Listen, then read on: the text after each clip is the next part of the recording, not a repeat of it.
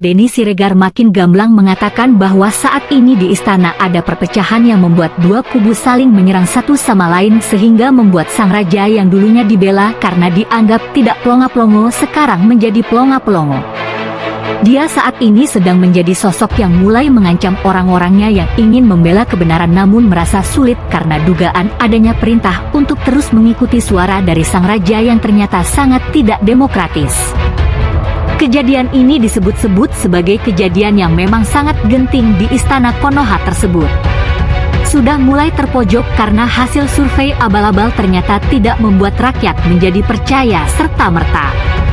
Survei yang benar dilakukan oleh lembaga yang independen malah ditekan dan direkturnya diancam keluarganya.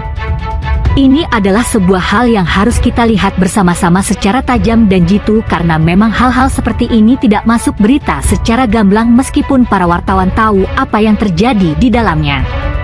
Tapi hal ini tetaplah menjadi sebuah hal yang sangat berbahaya jika ditulis secara gamblang, maka kita melihat Denny Siregar menjadi orang yang juga main aman agar tidak menjadi objek sasaran tembak secara real.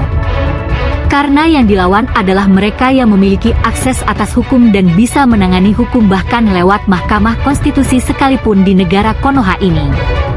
Dua orang yang di-endorse oleh Istana Konoha dari dalam orang kepercayaan dan juga putra mahkota, ternyata justru membuat masyarakat geli dan jijik melihat kalau mau dilihat secara elektabilitas tentu elektabilitas mereka sangatlah kecil dibandingkan dengan orang yang lahir dari rahim rakyat. Dan pada akhirnya sang raja itu mulai panik dan tidak bisa berbuat banyak hal.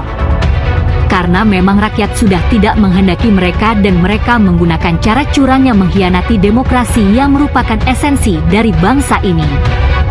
Ketika orang melakukan penzaliman terhadap demokrasi, di sanalah rakyat tidak akan memilih mereka bahkan cenderung membuang mereka. Kita tahu dengan jelas bahwa sudah ada permainan-permainan yang begitu menjijikkan dilakukan oleh orang-orang yang haus akan kepentingan. Mereka itu adalah bagian dari pemerintahan rezim Konoha yang begitu menakutkan dan begitu haus akan kekuasaan. Negara ini tidak boleh kalah dengan mereka-mereka ini. Memang musuh kita bukanlah musuh yang mudah karena musuh kita adalah musuh yang sudah puluhan tahun menguasai bangsa ini dan menggunakan cara-cara yang tidak baik untuk membela kelompok mereka dan tetap kenyang. Kue-kue lezat itu sudah dibagi-bagi dengan begitu banyak dan membuat mereka makin lama makin haus kekuasaan. Ini seperti sebuah kue yang ada di dunia Narnia bernama Turkish Delight. Memakan kue ini semakin lama tidak membuat orang semakin kenyang tapi justru semakin lapar dan inilah yang menjadi sindiran yang begitu menohok buat negara ini. Maka kita butuh sosok yang lahir dari rahim rakyat dan besar bersama dengan rakyat untuk meneruskan kepemimpinan nasional.